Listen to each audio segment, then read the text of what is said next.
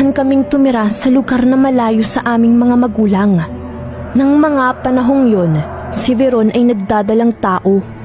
Subalit ang hindi namin alam na ang lugar kung saan namin napiling manirahan ay suki pala ng mga haka-haka. Napugad iyon ng mga aswang. Hanggang isang beses nga, naisipan naming pumunta sa munting palengke na naroon sa baryong iyon. Nang makarating kami sa palengkeng iyon, napapalinga ako sa mga tindero at tindera. Matalim kasi ang pagtitig nila sa amin. Minabuti ko na hawakan ang kamay ng aking asawa. Huwag kang lalayo sa akin. Hindi maganda ang titig sa atin ng mga tao rito. Hindi ko nga lang alam kung bakit.